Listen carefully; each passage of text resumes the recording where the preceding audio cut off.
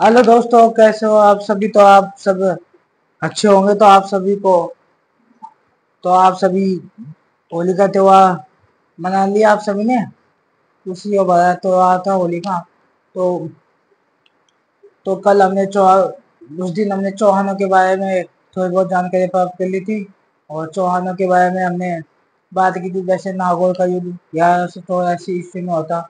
Prithviraj Chauhan versus Bhim second के बीच, जो गुजरात का शासक था। यह युद्ध इसमें यह युद्ध का कारण था, दोनों अपने साम्राज्य को विस्तार करना चाहते थे। दोनों में लंबे समय से दुश्मनी चली आ रही थी। जैसे चौहान तथा चालुक्यों में लंबे समय से दुश्मनी चली आ रही है। एक आबू की परमार वंश की राजकुमारी थी उच्चनी देवी, उससे दोनों शादी करना चाहते हैं, लेकिन पृथ्वीराज ने पहले ही विवाह कर लिया था। और जब देव प्रतिहार ने इन दोनों के बीच मतलब समझौता करवाया था, तो उसके बाद में गैडवाल चौहान चौहान विवाद, जय पृथ्वीराज वर्सेस जयचंद के बीच, जो कन्नौज का शासक था। दोनों के बीच एक विवाद होता है, चौहान गैडवाल विवाद। विवाद के कारण है दिल्ली का उत्तराधिकार संघर्ष। और जो जयचंद है, इसने जयचंद ने जयचंद ने पृथ्वीराज के खिलाफ परमादिदेव चंदेल महाबा के परमादिदेव चंदेल की सहायता की थी। और पृथ्वीराज चौहान ने पृथ्वीराज चौहान ने जयचंद की राजकुमारी संयोगिता का अपहरण कर उससे विवाह कर लिया था, जिसकी पुष्टि द ईयरली चौहान प्रिंसिपेस। उसके बाद में हमने चायन का प्रथम युद्ध के बारे में बात की थी।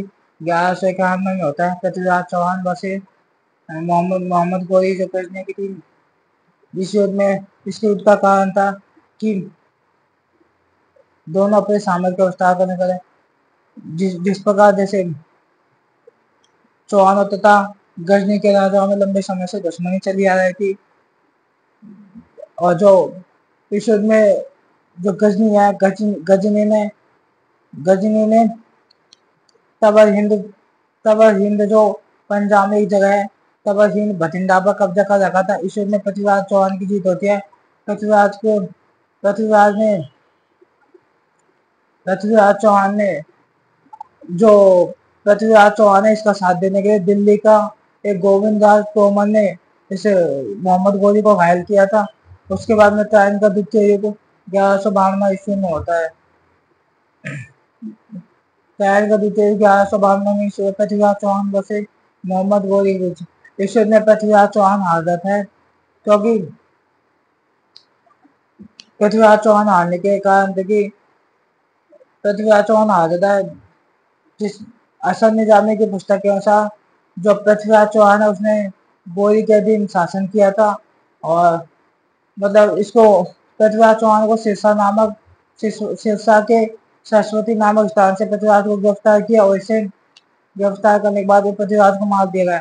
असर निजामी की पुस्तकें कहती है कि पृथ्वीराज ने गोरी के अधीन शासन किया था। और गोरी के अधीन शासन किया था। असर निजामी की पुस्तक ताजुल मासी।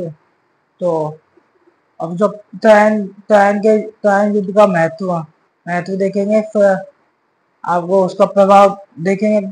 अब देखो, ट्रायन युद्ध में पृथ्वीराज के हार के कारण देखो, पहले तो पृथ्वीराज और उसके आसपास के राज्यों से विवाद थे, पहले से लड़ाई झगड़े हुए थे। ट्रायन का युद्ध था द्वितीय युद्ध, उसमें पृथ्वीराज का मतलब गजनी के खिलाफ था ना, तो पृथ्वीराज का साथ देने के लिए कोई भी राजा नहीं आया था। उसके बाद पृथ्वीराज ने ट्रायन के प्रथम युद्ध के बाद ट्रायन को प्रथम युद्ध के बाद पृथ्वीराज ने गजनी को पर्याप्त समय दे युद्ध तैयारी करने का पर्याप्त समय दे दिया था। और जो प्रताप सिंह की जो पृथ्वीराज की जो सेना है, वह अलग अलग जगहों पर थी। और पृथ्वीराज चौहान की सेना कम थी।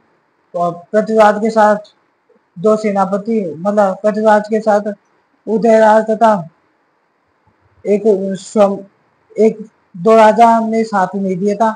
और जो अजमेर का राजा है सोमेश्वर, यह भी गजनी के साथ मिल जाता है।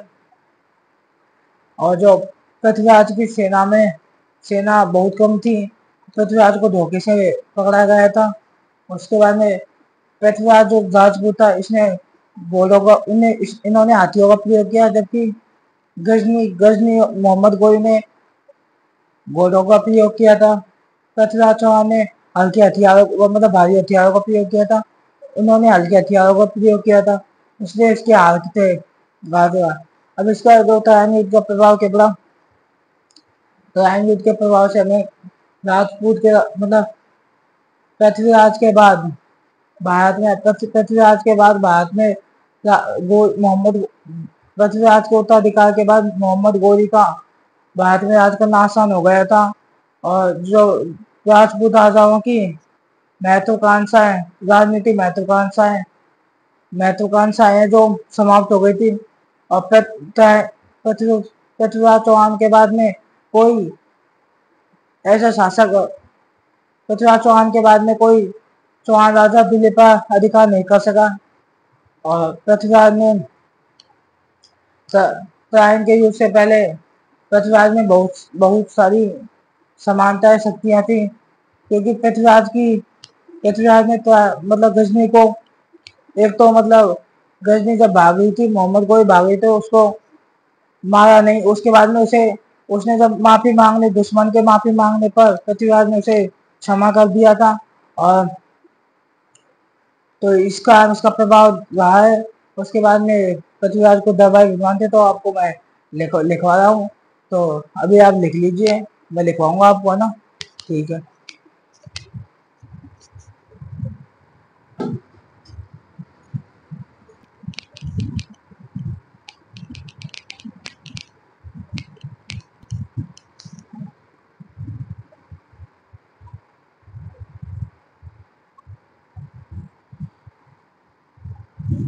देखो, पृथ्वीराज की हार के कारण पृथ्वीराज हारा था, क्योंकि पृथ्वीराज पृथ्वीराज के अपने जो पड़ोसी राज्य थे उनके साथ विवाद था।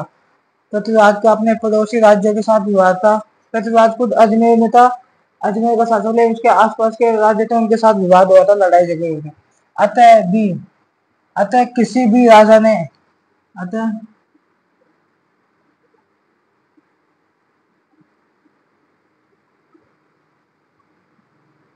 अतः किसी भी राजा ने गोरी के खिलाफ पृथ्वीराज की सहायता नहीं की थी।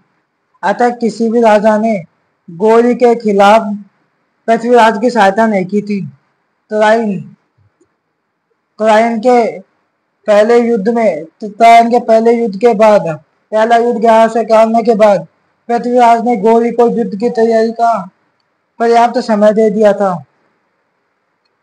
मतलब पृथ्वीराज ने कह दिया, गोरी को जो युद्ध की तैयारी करने का समय दे दिया था पहले युद्ध के बाद में। तराइन के दूसरे युद्ध में पृथ्वीराज की सेना गोरी के मुकाबले कम थी। तो पृथ्वीराज चौहान की जो सेना है वह गोरी के मुकाबले कम थी।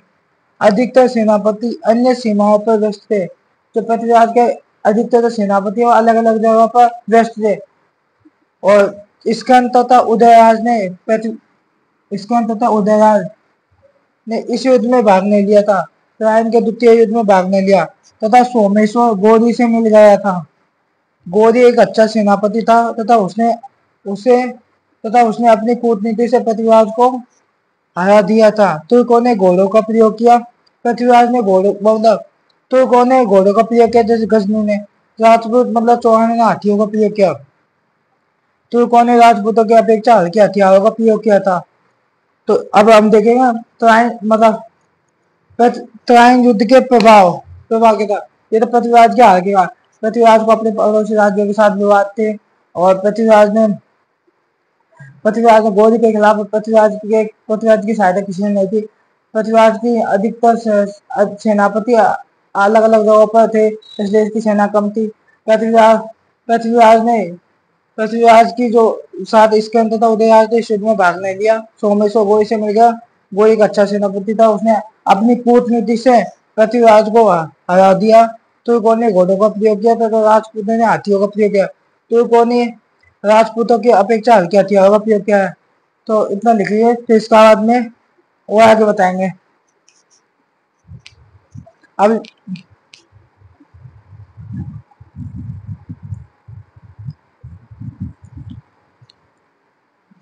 तो अब मैं मिटाता हूँ, आप लिख लेना आराम से।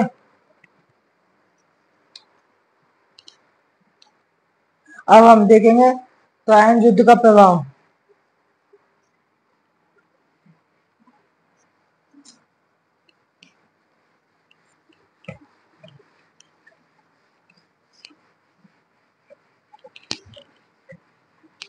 आज आपको मैं कंप्लीट कर दूंगा। आज जो अजमेर का इतिहास आज आपका कंप्लीट हो जाए, कल से रणथंभोर का इतिहास देखेंगे।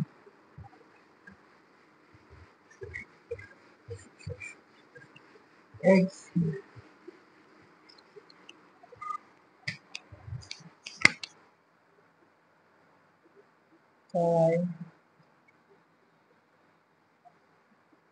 युद्ध का प्रभाव।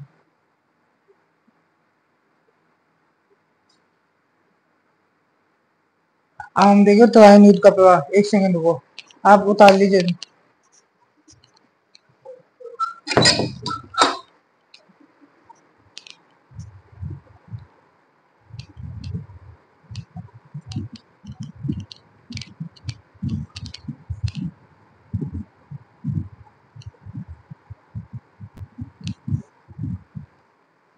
ट्रायन युद्ध का प्रभाव। तो पृथ्वीराज की हार के बाद गोरी गोरी जैसे गोरी मोहम्मद गोरी जैसे पृथ्वीराज की हार के बाद गोरी उत्तराधिकारियों के लिए भारत में राज करना आसान हो गया। पृथ्वीराज आ गया, पृथ्वीराज के बाद गोरी का भारत पर राज करना आसान हो गया। राजपूतों की उभरती हुई सेना, तो पृथ्वीराज की उभरती हुई जो पृथ्वीराज की उभरती हुई राजनीतिक महत्वाकांक्षाएं हैं वह समाप्त हो गई थी। पृथ्वीराज के बाद कोई भी राजपूत राजा दिल्ली पर अधिकार नहीं कर सका। जब तक ट्रायन के युद्ध से पहले पृथ्वीराज ने जो शासन किया था, उसके बाद में ट्रायन के दूसरे युद्ध के बाद में कोई ऐसा राजा पैदा नहीं हुआ जिसने दिल्ली पर दोबारा अधिकार कर सका। पहले पृथ्वीराज ने कर रखा था। पृथ्वीराज ने दिल्ली पर बहुत सारे राज्यों पर अधिकार कर रखा था, उसके बाद में कोई अधिकार नहीं कर सका। भारत पर विदेशी शासन का सिलसिला प्रारंभ हो गया था। जैसे देखो, ट्रायन युद्ध के बाद में भारत पर विदेशी शासन, विदेशी मतलब तुर्क आ गए, तुर्कों के बाद में मुगलों का मुगलों के बाद अंग्रेजों का शासन क्या हो गया, प्रारंभ हो गया था, जो 1947 ईस्वी तक चलता रहा। तुर्क शासन की स्थापना के कारण भारत की जो कला व संस्कृति पर सकारात्मक व नकारात्मक परिवर्तन दृष्टिगोचर है। जैसे तुर्कों ने बहुत सारे निर्माण भी करवाए थे उन पर, जैसे मंदिरों को तोड़ा गया था। सकारात्मक, जैसे देखो इंडो इस्लामिक शैली का पतन हुआ, उदय हुआ। इंडो इंडिया की, इस्लामी मुस्लिम दोनों शैली को मिला दिया गया। जैसे मंदिर होते हैं, मंदिरों के जो ऊपर होता है डोम, मंदिरों के ऊपर की तिरछस होता है, उसको हटा के मुसलमानों का गुम्बद बना देते, मेहराब बना देते, उनका निर्माण होने लग गया। इंडो इस्लामिक शैली, इंडिया की और दोनों की मिला दिया गया। उसके बाद में जैसे भारत में भक्ति व सूफी आंदोलन प्रारंभ हुए। भारतीय जो भगवान की पूजा करते थे मूर्तियों की, इन्होंने मूर्ति पूजा पर रोक लगाई थी। और उसके बाद में फिर नकारात्मक प्रभाव पड़े। देखो इन्होंने बौद्ध बौद्ध इन्होंने हिंदू हिंदू हिंदुओं के मंदिरों, बौद्ध मतों को, बौद्ध बौद्ध धर्म के मतों को पूजा करते उनको तोड़ दिया था। उसके बाद में उनको तोड़वाया, उसके बाद में इन्होंने, जिससे हमारी जो आर्ट और कल्चर है उसको, उसका पतन हो गया, नष्ट हो गई थी। और तो इतना लिख लीजिए, फिर इसके बाद में और हम लिखवाएंगे। उतार लीजिए फिर। के पृथ्वीराज के हार के बाद गौरी उत्तराधिकारियों के लिए भारत में राज करना आसान हो गया। राजपूतों की बढ़ती हुई राजनीतिक महत्वाकांक्षा समाप्त हो गई। पृथ्वीराज के बाद कोई भी राजपूत राजा दिल्ली का अधिकार नहीं कर सका। भारत पर विदेशी शासन का सिलसिला प्रारंभ हो गया। तुर्क, मुगल और अंग्रेज तुर्क शासन की स्थापना के लिए भारतीय कला व संस्कृति पर सकारात्मक नकारात्मक परिवर्तन दृष्टिगोचर। तो अब लिखेंगे हम सकारात्मक परिवर्तन व नकारात्मक।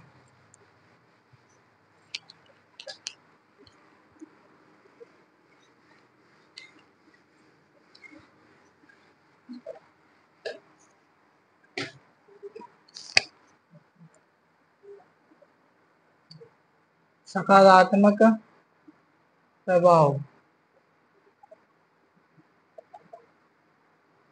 सकारात्मक प्रभाव कहा तो भारत में इंडो इस्लामिक शैली का उदय हुआ, शुरुआत हुई। जो इंडो इस्लामिक शैली है उसमें साहित्य, संगीत, बहुत से मतलब चीजों का वो हुआ। भक्ति तथा सूफी आंदोलन प्रारंभ हुए थे। तो इतना उतारिए फिर आगे दिखाएंगे।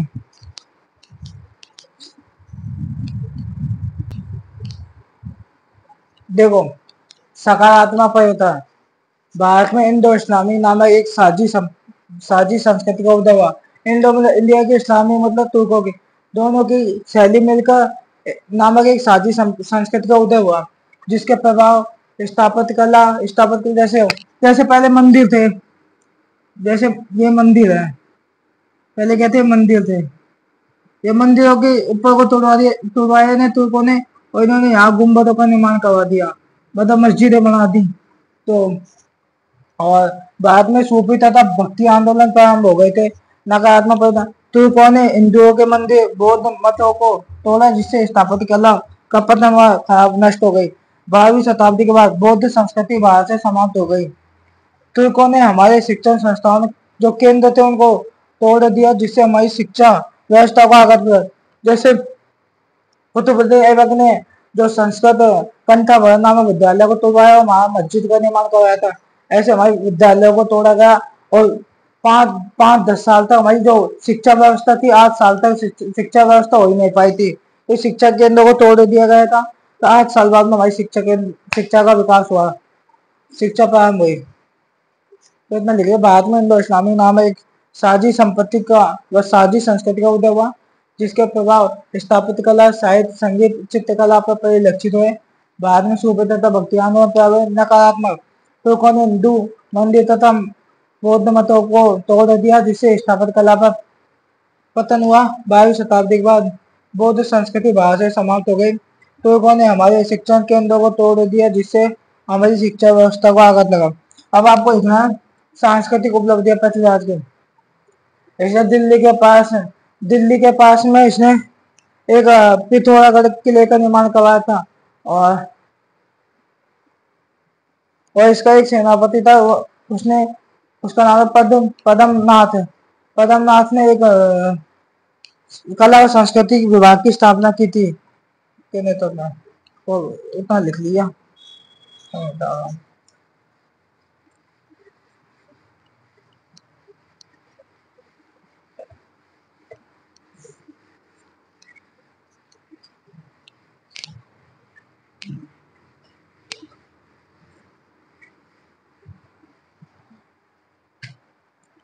सांस्कृतिक उपलब्धियां,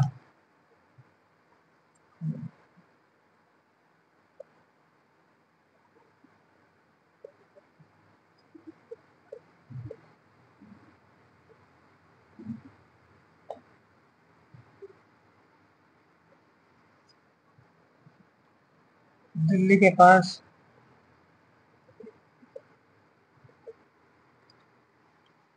पास पिथौरागढ़ की स्थापना की थी। पिथौरागढ़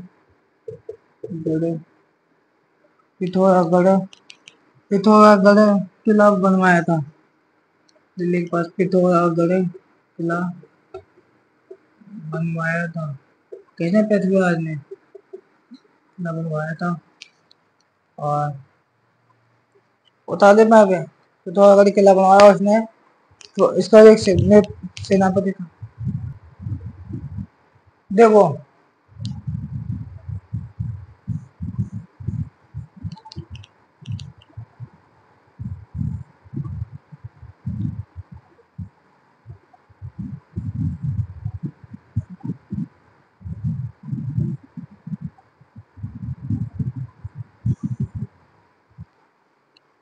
सांस्कृतिक उपलब्धियां, पृथ्वीराज चौहान की सांस्कृतिक उपलब्धियां। देखो, इसने दिल्ली के पास पिथौरागढ़ किला बनवाया था। उसके बाद में पद्मनाथ के नेतृत्व में कला व संस्कृति विभाग की स्थापना की गई थी। कला व संस्कृति विभाग की स्थापना की गई। शासन संभालने के लिए पंचकुल नामक संस्था का गठन किया, इसने पृथ्वीराज चौहान ने। इसके चंद्र बदाई की पुस्तक है। चंद्र बदाई को पृथ्वी भट्ट भी बोला जाता है। इसकी पुस्तक है पृथ्वीराज रासो। दूसरा दरबार विद्वान है जयानक की पुस्तक है पृथ्वीराज विजय। तीसरा है वागीश्वरी जनार्दन। चौथा है विद्यापति गौड़। पांचवा विश्व रूप और छठा है असाधारण। तो सांस्कृतिक दिल्ली के पास पिथौरागढ़ किला बनवाया था और पद्मनाथ के नेतृत्व में कलावत संस्कृति विभाग की स्थापना की गई। शासन संभालने के लिए पंचकुल नामक संस्था का गठन किया। चंद्र बदाई की पुस्तक पृथ्वीराज आसो और जयानक की पुस्तक पृथ्वीराज विजय, वागीश्वरी जनानंद, विद्यापति गोल, विश्व रूप और आसद, ये इसके क्या थे, दरबार विद्वान। तो इतना लिख लिया। फिर इसके बाद में अब हम देखेंगे पृथ्वीराज के मूल्यांकन। पृथ्वीराज का मूल्यांकन, कुछ लोग पृथ्वीराज को अपरिपक्व सेनापति बताते हैं, कुछ लोग दूरदर्शी बताते हैं। अपरिपक्व मतलब होता है कि आगे की सोचने वाला, आगे की नहीं सोचने वाला, कि ट्रायन के पतन के बाद में उसने आगे की नहीं सोची थी कि यदि वो गोरी को मार देता उसी टाइम पे तो पृथ्वीराज को ऐसा देखना नहीं पड़ता, पृथ्वीराज की मृत्यु नहीं हो पाती। तो उसके बाद में पृथ्वीराज के आगे का मतलब देखें पृथ्वीराज में क्या क्या कमियां थी।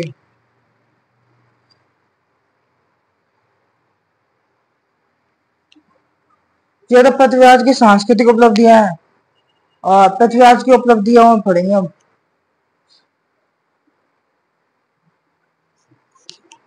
उतार लीजिए।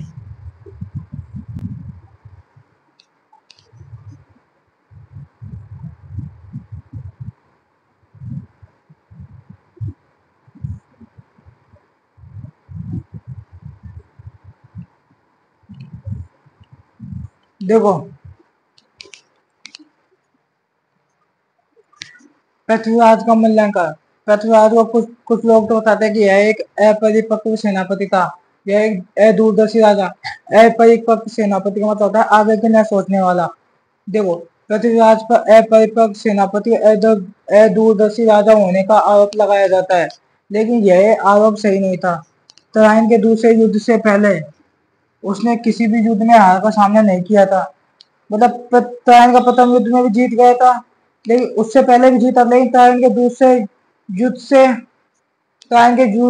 युद्ध से पहले वह किसी भी युद्ध में हारा नहीं था, अतः उसे अपरिपक्व सेनापति नहीं कहा जा सकता। गोरी की भागती हुई सेना पर आक्रमण नहीं किया। पृथ्वीराज चौहान ने जब गोरी की सेना भाग रही थी तो उस पर आक्रमण नहीं किया। गोरी के माफी मांगने पर उसने पृथ्वीराज चौहान ने दुश्मन इसका कौन था, गोरी, उसको छोड़ दिया। उस समय की भारतीय संस्कृति के क्या था, आदर्श था। पृथ्वीराज भी उन्हीं आदर्शों का पालन कर रहा था। यदि कोई दुश्मन माफी मांग लेता है तो उसे माफ कर देता था। यह हमारी भारतीय संस्कृति का आदर्श थे। हालांकि उसके हार ने भारत की गुलामी का मार्ग प्रशस्त किया। यदि पृथ्वीराज चौहान हार गया तो उसकी जो हार थी, हारने के बाद में जो भारत में अब गुलाम मतलब भारत में जो राजा तो गुलाम हो गए थे, लेकिन फिर भी मध्यकालीन भारतीय इतिहास में उसके महत्व को नजरअंदाज नहीं किया जा सकता। पृथ्वीराज की उपाधियां राय पिथौरा दल पुंगल। देखो पृथ्वीराज का मूल्यांकन, यह एक अपरिपक्व सेनापति अदूरदर्शी राजा था। पृथ्वीराज पर अपरिपक्व सेनापति और अदूरदर्शी राजा होने का आरोप लगाया जाता है, लेकिन यह आरोप सही नहीं था। तराइन के दूसरे युद्ध से पहले उसने किसी भी युद्ध में हार का सामना नहीं किया, अतः उसे अपरिपक्व सेनापति नहीं कहा जा सकता। गोरी की भागती हुई सेना पर आक्रमण नहीं किया और माफी मांगने पर दुश्मन को छोड़ दिया। उस समय की भारतीय संस्कृति के आदर्श थे पृथ्वीराज के ऊपर, तथा पृथ्वीराज की उन्हीं आदर्शों का पालन कर रहा था। हालांकि उसकी हार ने भारत की गुलामी का मार्ग प्रशस्त कर दिया था, लेकिन फिर भी मध्यकालीन भारतीय इतिहास में उसके महत्व को नजरअंदाज नहीं किया जाए। पृथ्वीराज के उपाधियां राय में ज्यादा पिथौरा का राजा और दल पुंगल। अब इसके बाद में अगला राजा इसका बेटा, उसका नाम है गोविंद राज। जो हमने बात लिखी थी असम निजामे के अनुसार पृथ्वीराज ने गोरी के दिन काम किया था। इसके बेटे पृथ्वीराज के बेटे गोविंद राज ने, जब पृथ्वीराज की मृत्यु के बाद में पृथ्वीराज के बेटे गोविंद राज ने गोरी के दिन काम किया था। मोहम्मद गोरी के दिन कुछ समय तक कार्य किया था। फिर इसके जो गोविंद राज के एक चाचा थे हरराज, उन्होंने जब उससे कहा कि तेरे पिताजी को तो मार दिया और तू उनके अधीन शासन कर रहा है, तो हरराज ने इसे हटा दिया था इसके बेटे को। इसका बेटा फिर रणथंबोर चला गया था। तो जो वो बात लिखी गई है ना, वो इसके ऊपर नहीं, पृथ्वीराज के ऊपर नहीं, वो इसके बेटे को पता कि गोविंद राज ने गोली के दिन शासन किया था, कुछ समय तक शासन किया था। तो इसके बाद में हम लिखेंगे अगला राजा गोविंद राज।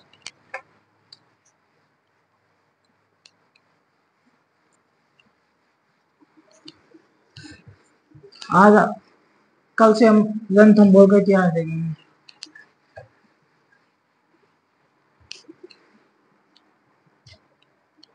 गोविंद राज,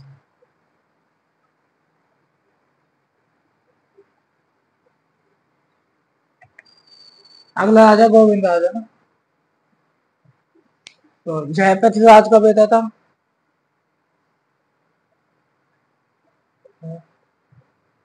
पृथ्वीराज चौहान का बेटा था। पृथ्वीराज चौहान का बेटा था, ये लिखिए आप।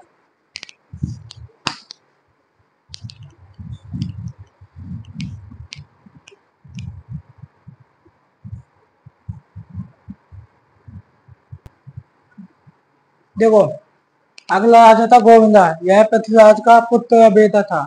इसने तुर्कों की अधीनता स्वीकार कर ली थी, अतः इसके चाचा हरिराज ने इसे हटा दिया, अतः यह रणथंभौर चला गया। कौन? गोविंद राज। फिर अगला राजा बनता है हरिराज। इसके सेनापति चतुरराज ने दिल्ली पर आक्रमण किया। आक्रमण करने के बाद पहले तो इसने कुतुबुद्दीन ऐबक को हराया क्या दिल्ली पर अधिकार कर लिया। फिर कुतुबुद्दीन ऐबक ने इसे हरा दिया दोबारा चतुरराज को। कुतुबुद्दीन ऐबक ने अजमेर पर आक्रमण किया तथा हरिराज को हरा दिया था अजमेर से। तो हरिराज ने आत्महत्या कर ली थी। कल हम पढ़ेंगे रणथंभौर का इतिहास। तो थैंक यू, धन्यवाद। आपको वीडियो अच्छे लगे लाइक करना, शेयर करना, सब्सक्राइब करना, हमारे यूट्यूब चैनल को सब्सक्राइब। थैंक यू, धन्यवाद। उतार लीजिए आप सभी।